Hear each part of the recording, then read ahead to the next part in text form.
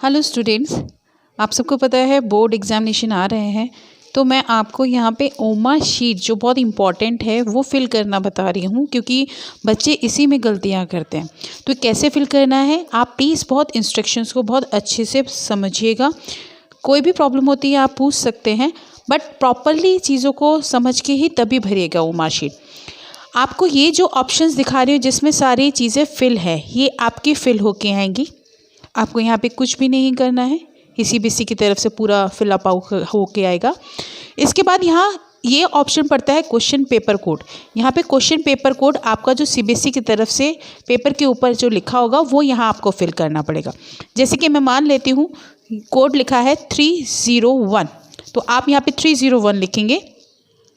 Oblique जो भी इसका सेट होगा, जैसे कि 1, इसके बाद उसमें 2, तो इस तरीके से आप पेपर कोड जो लिखा होगा, मेंशन होगा पेपर के ऊपर, वो आपको यहाँ पे फिल करना है।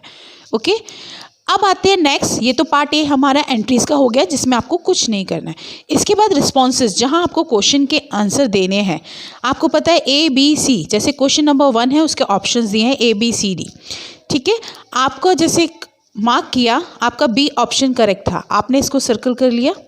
आपको मैं थोड़ी सी एक राय देना चाहूँगी बेटा, कि आप जब भी सर्कल कर रहे हो तो प्रॉपर सर्कल करिएगा डार्क। और मेजरली ये ऑप्शन आप जो डार्क कर रहे हैं, आपने डार्क कर करके रख लिए हैं। ओके, आप पहले डार्क करके रख लीजिए। आप जितना जल्दी आप लोग का ये आंसर की आप लिखते जाएंगे। आपने जैसे डार्क कर लिया, 3rd का लिख लिया, 4th का आपने ऑप्शंस ये डार्क कर लिया। आप जब सबमिशन करने से पहले, यानी 15 से 20 मिनट्स का मैं एक ट्रिक दे रही हूँ आपकी, बाकी आप लोग की जैसे करना चाहे आप कर सकते हैं, कि आप तब ये वाला जो बॉक्स होता है जिसमें हमें आंसर लिखने हैं, ऑप्शंस उसके लिखने हैं, ये आप तब फिल करिए।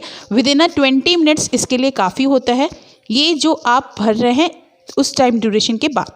क्योंकि कभी आपको चेंज करना होगा तो आप यहाँ पे किसी भी तरीके का कोई वाइटनर, कोई क्रॉस, कुछ भी नहीं कर सकते हो आप। ये चीज़ का अच्छे से ध्यान रखिएगा। तो जैसे कि बी ऑप्शन है, आपने यहाँ पे बी लिखना है। यहाँ पर एक चीज़ बताती हूँ, आपने ये वाले क्वेश्चन का आंसर नहीं लिखा। वैसे भी पता है आपको सेक्शन ए में 24 क्वेश्चन है, जिसमें से 20 क्वेश्चंस करने हैं और 4 ऑप्शंस आपको छोड़ने हैं। तो आपने सेकंड क्वेश्चन का ऑप्शन है जो आपने नहीं किया है, लीव किया है, तो आप इसको क्रॉस नहीं, आपको ये लाइन नहीं करनी है, क्रॉस नहीं लगाना, कुछ नहीं करना। आपको जो जस्ट सामने एक सर्कल दिया है, इसको आपको डार्क सर्कल करना है इस तरीके से। आपने अगर क्वेश्चन छोड़ा है तो ओके, आपने क्वेश्चन छोड़ा है तो उसके जस्ट सामने ये सर्कल दिखाई दे रहा होगा, उसी नंबर का सेकंड क्वेश्चन आप छोड़ रहे हैं, वहां पे आप इसे डार्क कर दीजिएगा। फिर आपने 3rd का आंसर दिया ए। अब एक चीज़ और, जो आप ए लिखेंगे वो प्रॉपर लिखिएगा, डी लिखेंगे तो प्रॉपर लिखिएगा। बच्चे गलती क्या कर देते हैं, जैसे कि इस तरीके से ए बना देते हैं। अगर आप इस तरीके से ए बनाते हैं या आप डी लिख रहे हैं और आपने ऐसे करके छोड़ दिया है, तो ये गलत है।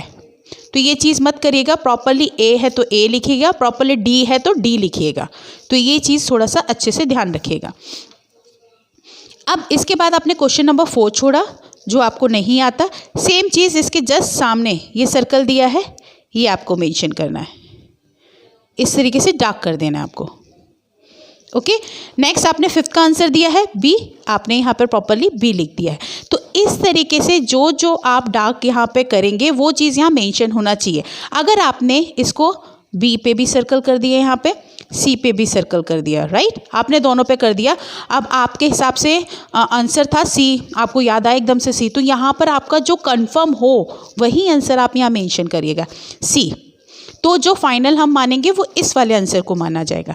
तो इसलिए इस चीज़ का डाउट मत रखिएगा। आपका जो भी फाइनल होगा ये तभी लिखिएगा जब आप कंफर्म हो जाएं इस बॉक्स में। ओके, नेक्स्ट आपने 7th में किया। आपने 7th में क्या किया, ये ऐसे कर दिया था।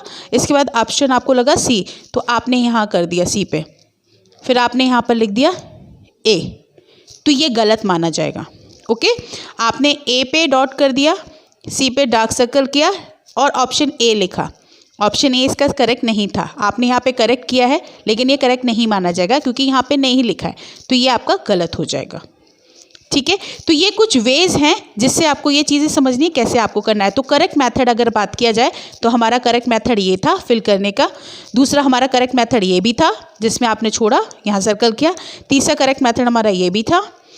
ये आपने 4 छोड़ा, ये भी करेक्ट मेथड था, ये भी जो था ये भी करेक्ट मेथड था, आपने यहाँ किया ये भी करेक्ट मेथड था, ओके, इसे काउंट किया जाएगा। लेकिन जो आपने ये किया 7th वाला, ये करेक्ट मेथड नहीं माना जाएगा, इसको हम गलत कर देंगे, आंसर हम नहीं लेंगे।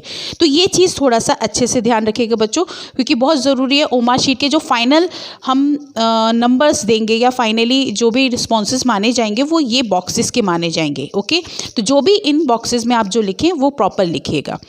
नेक्स्ट इसके बाद थोड़ा सा एक डिटेलिंग और बताना चाहूँगी आप लोग को कि ये पैटर्न्स है, आपने अगर पेंसिल से यूज़ किया है तो वो नहीं माना जाएगा, और आपने यहाँ पर भी कुछ नहीं लिखा, इधर नहीं लिखा, तो वो नहीं माना जाएगा, 0 मिलेगा उसका। आपके पास जो 4 सर्कल है उसमें से ये सर्कल किया है और बॉक्स में कुछ नहीं लिखा है, 0 मिलेगा। आपके जो ऑप्शंस है वो आपने ऑप्शंस यहाँ लिखा है, यहाँ लिखा है, तो आपके मार्क्स 1 मिलेंगे, ओके। आपने कुछ नहीं लिखा है, आपने अटेम्प्ट नहीं किया है, तो 0 ही मार्क्स है, लेकिन वो करेक्ट मैथड है। सेम चीज़ यहाँ पे दो आपने सर्कल किए हैं, आपने सी लिखा है, आपका करेक्ट था सी, तो 1 मिलेगा। आपने 2 कर दिए, बट यहाँ पे आपने ऑप्शन जो है कट करके लिखा है, तो ये ऑप्शंस नहीं लिया जाएगा सीबीएसई की तरफ से, तो ये चीज़ याद रखिएगा।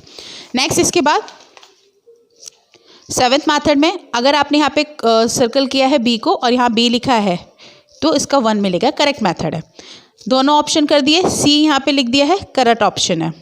यहाँ पे सर्कल किया है आपने, यहाँ पे कुछ मेंशन नहीं किया है बॉक्स में, बार बार बोल रही हूँ, अगर सर्कल कर दिया बॉक्स में नहीं लिखा है तो मार्क्स 0 मिलेगा, आपको काउंट नहीं किया जाएगा। सेम आपने यहाँ पे सर्कल नहीं किया है लेकिन बॉक्स में सी लिखा है, मार्क्स मिलेगा, ओके। यहाँ पे आपने सर्कल करके ना बॉक्स में लिखा है कुछ भी, ना यहाँ लिखा हुआ है, तो इस तरीके के यानी आपने लीव किया हुआ है, तो ये करेक्ट है कि आपने ये ऑप्शन छोड़ दिया, आपने अटेम्प्ट नहीं किया है। तो ये बेसिक चीज़ें हैं जिसको आपने थोड़ा सा ध्यान रखना है, क्योंकि ये प्रॉब्लम्स बच्चों के साथ होती है। लास्टली ये आपने रिस्पॉन्सेस कर लिए। ए सेक्शन में से 20 क्वेश्चंस करने, 4 ऑप्शन छोड़ने हैं। बी सेक्शन में से भी 20 क्वेश्चन करने, 4 छोड़ने हैं। सी सेक्शन में भी आपको 2 ऑप्शन छोड़ने हैं, 10 करने हैं, जो अलग अलग सब्जेक्ट्स में हो सकते हैं वेरिएशंस, लेकिन जो मेजरली यूज़ हो रहे हैं वो यही फॉर्मेट में है। इसके बाद आपको क्या करना है, इस वाले बॉक्स में यहाँ ऊपर लिखा होगा I confirm that all particulars given above are correct. ये जो ऊपर इन्फॉर्मेशन देखिए, इसी को अपनी हैंड राइटिंग में यहाँ पर दोबारा लिखना है, आई कन्फर्म दैट, ये अपनी हैंड राइटिंग में आपको दोबारा यहाँ लिखना होगा, वहाँ पर प्रिंट होके आएगा, आपको यहाँ पे लिखना होगा।